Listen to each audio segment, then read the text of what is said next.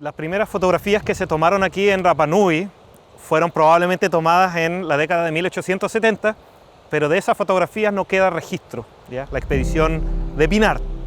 En 1886 llega otra expedición de Estados Unidos y esta sí nos proporciona fotografías de las que sí queda registro. Son fotografías que coinciden con el primer censo que se hizo en Rapa Nui, en tiempos en los que hay un cuello de botella poblacional, ¿ya? Y si bien esas poquísimas personas que quedaban vivas en la isla, en ese tiempo, 155 Rapa Nui, ya no nos pueden contar sus historias, desde las fotografías nosotros podemos empezar a descubrir cosas. Nos hablan estas imágenes desde ese pasado, de donde estas personas estaban presentes en este mismo lugar, en este mismo espacio, respirando este mismo aire que estamos respirando aquí en Rapa Nui.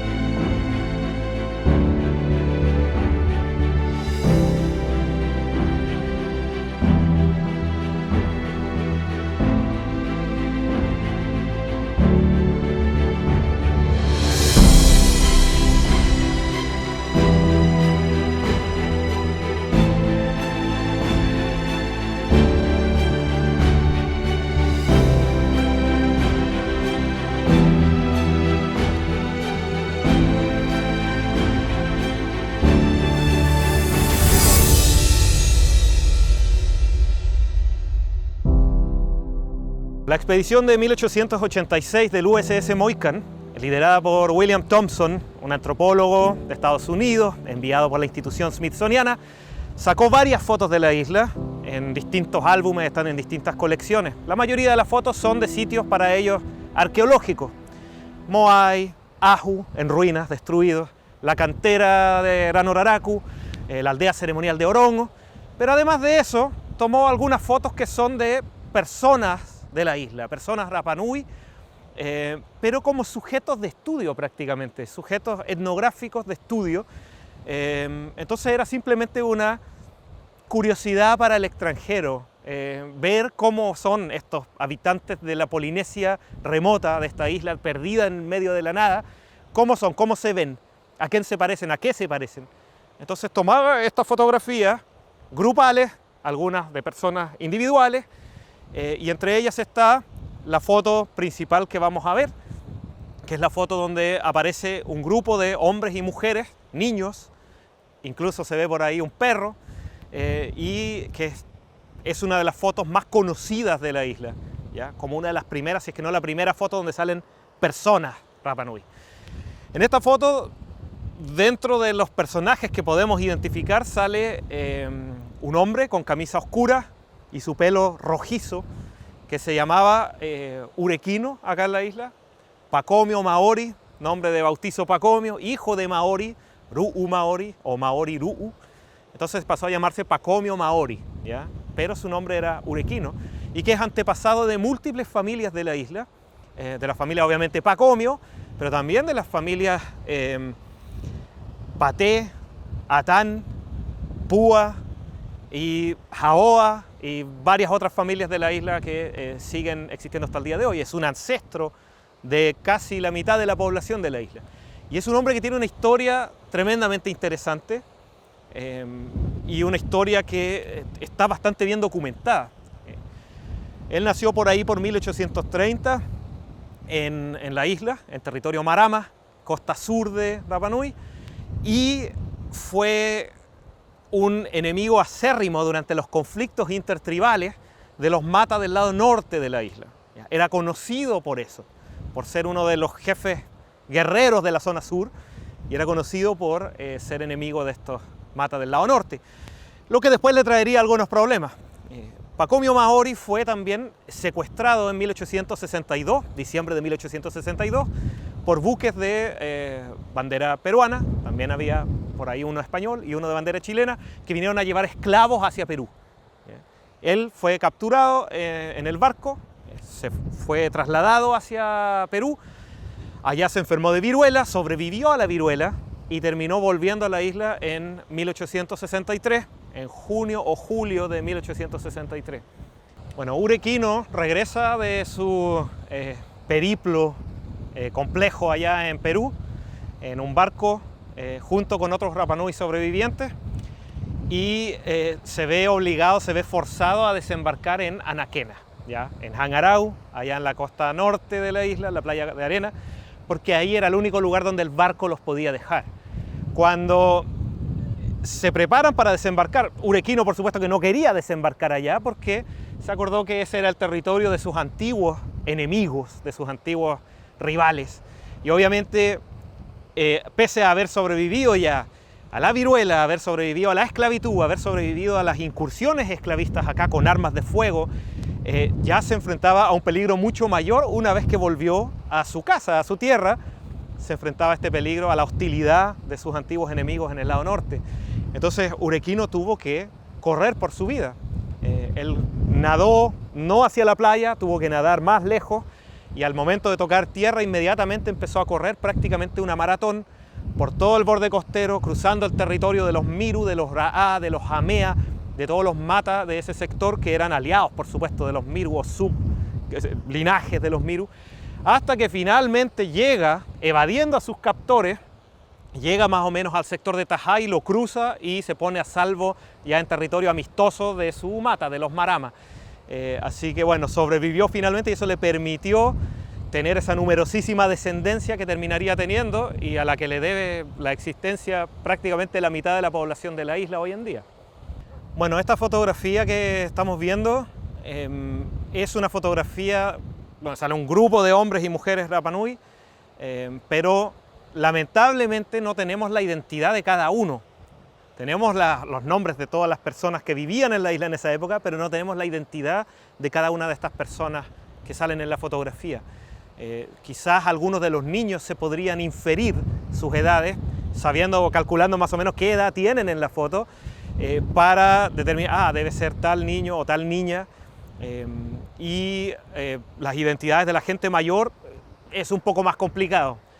Salvo Urequino, que ya sabemos quién es, los otros es más difícil. Aparentemente el hombre que está hacia la izquierda podría ser Noé Tori, el hombre que está al extremo izquierdo podría ser Noé Tori, pero los demás es mucho más difícil de determinar. Las personas que salen en la foto eran, como decía antes, sujetos de estudio para Thompson. No eran personas que tuvieran una individualidad para él. Él nunca los conoció, para él no tenían ninguna importancia. Eran sujetos nomás que había que mostrarle a las personas del Museo Smithsoniano para determinar, mira, así se ven los pascuenses, como se decía en esa época, Easter Islanders, ¿ya? Pero no tiene mayor relevancia sus identidades para él. Él no nombra a ninguna de las personas que fotografió. Siempre es grupo de pascuenses, grupo de canacas, grupo de isleños, o mujer isleña, hombre isleño, niño pascuense, y así sucesivamente. Entonces, una de las cosas que es fascinante es tratar de redescubrir quiénes pueden ser estas personas, y su historia, y su legado, y qué dejaron acá en la isla. Yo creo que esa es una de las cosas que deberíamos abocarnos un poco más en la isla, a redescubrir eso, ¿sí? Dentro de la fotografía se puede apreciar también personas que aparecen borrosas. Esto se debe a que las cámaras de la época no sacaban la foto rápido, como las cámaras automáticas de hoy en día, sino que había que hacer exposiciones bastante largas, exposiciones de varios segundos, lo que forzaba a quedarse muy quieto para que así uno apareciera en la fotografía como corresponde. Cualquier pequeño movimiento va a hacer que esas personas que se ven, que salgan borrosas esas personas, como se puede apreciar en la fotografía, ¿ya? Hay dos personas por lo menos a los que no se les distingue prácticamente ningún rasgo y que se debe a eso, que se movieron durante la fotografía. Pasa en muchas fotos de Thompson y pasa en muchas fotos hasta bien entrado el siglo XX, donde niños, sobre todo, que no pueden estar quietos, ¿ya? Salen muy borrosos. Entonces las personas que aparecen bien en la fotografía tienen que estar muy quietas, y eso obliga a que estén en la posición lo más cómoda posible para poder mantener la posición de estatua para salir en la fotografía. De ahí viene que siempre salgan todos muy serios en la foto, porque sostener una sonrisa de oreja a oreja, como se hace en las fotografías de ahora, para Instagram, no era posible en esos tiempos. Entonces salían con su rostro normal, serio, para estar ahí y aparecer como querían los fotógrafos de ese tiempo. ¿Ya? ¿Qué incentivo recibían los Rapa Nui de ese tiempo para fotografiarse? Ni idea. ¿Cómo habrán interpretado eso de que había un tipo con un tremendo aparato, dispositivo apuntando hacia ellos? ¿Quién sabe? Es muy probable que algunos Rapa Nui no se hayan dejado fotografiar en ese tiempo. Pasó hasta el siglo XX. Había un hombre en tiempos de Catherine Routledge, ya Porotu nunca se quiso fotografiar. Él se rehusaba a fotografiarse. Quién sabe si por razones supersticiosas o qué, pero esa es una de las cosas que es interesante de analizar.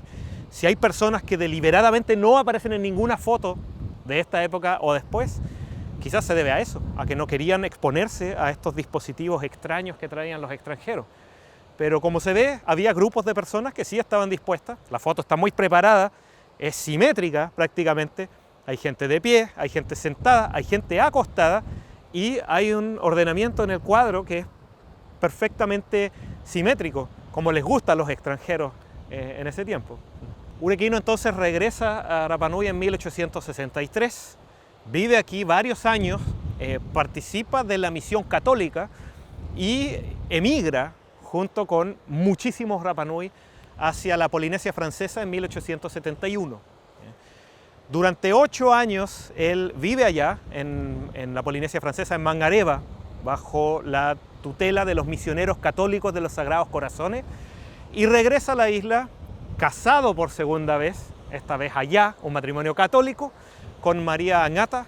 Regresan ambos en 1879 y de ahí en adelante trabajan como una pareja católica al cuidado de los animales de la misión, de los animales de los misioneros de los Sagrados Corazones. Entonces esta foto es tomada unos 7 años después del regreso de Urequino desde Mangareva, desde la Polinesia Francesa. A esas alturas ya tenían varias hijas con Angata y después tendrían algunos más. O sea, Urequino siguió hasta avanzada edad, siguió teniendo hijos hasta bien entrados los años. Urequino aparentemente muere por ahí por 1907 o 1908, muere antes de 1910, ya cuando tenemos finalmente una secuencia importante de fotografía. Pero Urequino volvió a ser fotografiado en 1904 durante la expedición de Alexander Agassiz, ¿ya? Volvió a ser fotografiado con otro grupo de personas, en otra fotografía muy bien preparada, donde también aparece un ordenamiento simétrico con personas mayores de pie, con niños sentados. Entonces Urequino aparece ahí ya con 20 años más de edad en esta otra fotografía de 1904 tomada durante la expedición Agassiz a fines de ese año. Bueno, en esta segunda fotografía tomada 20 años después, uno se pregunta un poco cuánto había cambiado la isla respecto de la fotografía anterior, casi 20 años después de 1886. Y se puede apreciar ya, por ejemplo, una higuera en la parte de atrás de la imagen, que es un árbol frutal que había sido introducido por los misioneros, pero que demoró un tiempo en crecer hasta el tamaño que tiene allá atrás. Se ven los caballos, ya medio de transporte muy importante para los isleños y que todavía no lograba la compañía de ese tiempo quitarle los caballos a los isleños, ¿ya? Así que se ven los caballos, se ve la gente a caballo, jinetes prácticamente eximios de ese tiempo. Están los niños, ya se ve una población que está iniciando su recuperación ya de ese pequeño cuello de botella de población que hubo en 1870-1880. Acá ya están naciendo niños, la población empieza a aumentar finalmente y ahí ya se puede ver cuántos niños hay. La mayoría de esos niños, por supuesto, llegaron a adultos y terminaron teniendo una numerosa descendencia. Entre ellos está el hijo de Urequino, de Pacomio Maori, que es el niño que está al extremo izquierdo de la imagen, que es Nicolás Pacomio Angata, el menor de todos los hijos de Urequino. Nicolás Pacomio, que tendría con María Tequena, hija del rey Atamu Tequena, una también numerosa descendencia. En la misma imagen se puede ver, pero al otro lado, un niño que está de pie, a mano derecha, Domingo Pacarati Rangitaki, llamado Toi, que también tuvo muchísima descendencia dentro de la familia Pacarati. Entonces, ya se ven estos niños que terminarían llegando a adultos y que mucha gente hoy viva alcanzó a conocer. Entonces esta foto ya muestra una época más de transición hacia tiempos más que aún se recuerdan, ¿ya? Aunque son niños ahí, cuando ya adultos, mucha de la gente de la isla los conoció. Las personas que eran niños o niñas a inicios del siglo XX recordaban a Urequino y se lo describieron a personas que posteriormente escribirían sobre él como un hombre de cabello rojo o cabello algo colorín y de ojos claros. Y esa es una cosa tremendamente llamativa porque los rasgos de Urequino en la fotografía son rasgos netamente polinésicos, pero el color de ojos es una cosa muy, muy curiosa.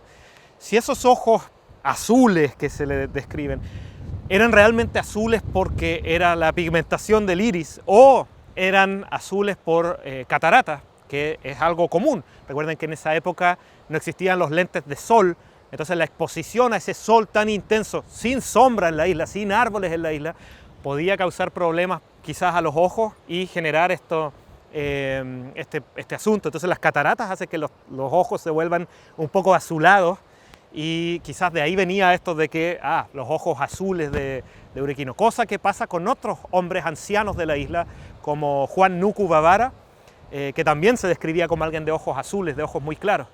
De Urequino también se ha escrito que esto de los ojos claros y del cabello rojo tiene que ver con su supuesta ancestría. Hay un tipo que se llama Robert Langdon que estipulaba que parte de la población Rapa Nui tenía genes vascos que descendían de los náufragos de una carabela que se llamaba San Lesmes, de la expedición de García Jofré de Loaiza en 1526, que cruzó el Pacífico. La San Lesmes nunca se encontró y hay gente que cree que descendientes o que los mismos náufragos de la San Lesmes podrían haber llegado acá a Rapa Nui y haber tenido descendencia. Entre los vascos hay una alta proporción de cabello rojo y de ojos azules y hay gente que dice, ahí está, Urequino era hijo o nieto o bisnieto, en realidad tataranieto de un náufrago de la San Lesmes y por eso sacó esos ojos claros y el cabello rojo. Pero es una hipótesis que está absolutamente descartada hoy en día de la ciencia un poco más seria, ¿ya? La expedición de William Thompson en 1886, financiada por la institución smithsoniana que tiene el Museo Nacional de Historia Natural en Washington, cometió algunas fechorías que causaron un cierto daño patrimonial aquí en la isla. Lo principal fue el robo, podríamos decir, de un moai, una cabeza de moai y un pucao del ajú Opepe, que es un ajú que está en el interior de la isla, cerca de Ranoraraku, como entre Ranoraraku y el Maun Apui. Ahí está el ajú Opepe y de ahí sacaron un moai, lo llevaron hacia la costa norte y lo embarcaron en Hangaho'onu, el moai, la cabeza de moai y el pucao. Solamente el moai está hoy en exhibición en el Museo Smithsoniano allá en Washington. La cabeza y el pucao están en bodega. No sé por qué no se ha devuelto en ese caso. Pero además de eso, destruyeron algunos sitios, algunos ajú. Los abrieron, los desmontaron, trataron de llegar al sector de los cráneos. Se llevaron varios cráneos de la isla hacia allá para estudiarlos, para medirlos, en esa época de la craneometría y de la frenología para estudiar, ¿de dónde viene esta gente? Ya, son polinésicos. Y además de eso se llevaron 2 tablillas rongorongo, que de los poquísimos objetos originales rongorongo que hay, solamente hay 26 repartidos por el mundo. 2 de ellos están allá en el Museo Smithsoniano, una madera rojiza, no están en muy buen estado, una está un poco carcomida y la otra está un poco quemada, pero llegaron allá, fueron negociadas acá en la isla y entregadas por el comerciante tahitiano-escocés Alexander Salmon Jr., Ari Ipaea, que vivía acá en la isla en esa época. Entonces Salmon consiguió los rongorongo para que los estadounidenses se las llevaran para allá. Junto con los rongorongo hay un montón de otros objetos, toki, hay sombreros de pluma o tiaras de pluma, jaubaero, y varias otras cosas, bastones de madera, toda clase de objetos, anzuelos de la isla que fueron llevados para allá. tienen algunos de los mejores objetos llevados hacia el extranjero, los de mejor calidad, y una colección realmente envidiable, la que tienen allá en el Museo Nacional de Historia Natural Smithsoniano. Sí, hay que darles el crédito porque devolvieron un par de losas de orongo pintadas con pintura rupestre. Hay un par que devolvieron y que están actualmente en el MAPSE, ya que son de los poquísimos objetos que han sido repatriados a la isla. El Smithsoniano devolvió eso, y eso da un buen precedente. Bueno, desde la perspectiva de los estadounidenses, este era un viaje casi de salvataje cultural hasta cierto punto. O sea, ellos llegan a la isla y se llevan muchos objetos invaluables, irrepetibles en algunos casos, incluyendo estos moai. Destruyen algunos sitios patrimoniales para tener acceso a cráneos y otras cosas, pero porque en esa época se creía que el pueblo Rapa Nui ya estaba condenado o a desaparecer completamente, con cientos y tantos habitantes, ya listo, no hay futuro, pensaban, o el pueblo Rapa Nui estaba condenado a ser aculturado, a pasar a ser parte de otra nación que los iba a aculturar, iba a borrar hasta el último rasgo de lo que había sido la cultura original de esta isla. Entonces, por eso ellos creían que al llevarse estos objetos, los estaban resguardando para el futuro, meterlos en las bóvedas de los museos, para que aun cuando este pueblo hubiera desaparecido, tuvieran cómo estudiar los rasgos culturales, características del pueblo Rapa Nui antiguo, ¿ya? Entonces, bajo ese raciocinio, ellos y otras expediciones que vinieron a la isla posteriormente hicieron todo lo que hicieron, ¿ya? Por supuesto que el pueblo Rapa Nui demostró ser muchísimo más resiliente y muchísimo más resistente a estos choques culturales, y si bien estuvo a esto de extinguirse, pudo seguir y pudo hacer crecer a la población nuevamente, preservar el idioma y preservar una gran cantidad de rasgos que le son propios desde tiempos ancestrales. Bueno, la foto que vimos hoy nos permitió adentrarnos en lo que fue una época de la isla, una época de la que no se sabe mucho y no queda mucho, que es la década de 1880, justo antes de la anexión de la isla Chile, justo antes de la incorporación de la isla, entre comillas, a Chile. Una época donde todavía la isla era un lugar independiente y que está retratado a partir de esta imagen. Ya la gente se vestía un poco con vestimenta occidental, que es influencia de los misioneros. Ya se puede apreciar la presencia de estas pircas que eran para la industria ovejera, que comenzaba ya a despegar, comenzaba a crecer y que sería la industria principal de la isla por unos 100 años. Y nos permitió entender un poco la forma de pensar de estos extranjeros que llegaron a Rapa Nui a no solo sacar fotos, sino que a llevarse un montón de objetos. Cómo pensaban ellos, ¿ya?, respecto de la gente de la isla, y cómo pensaban ellos respecto de los rasgos culturales, de la cultura material que quedaban acá en la isla, y por qué hicieron finalmente lo que hicieron. Entonces esta fotografía nos habla, nos manda un mensaje desde 1886, hace prácticamente 140 años atrás, que es un mensaje que todavía es válido hoy en día, que hablamos de conservación, hoy en día que hablamos de preservación, y que estamos mirando permanentemente hacia atrás para encontrar lo que realmente nos define como cultura y como pueblo.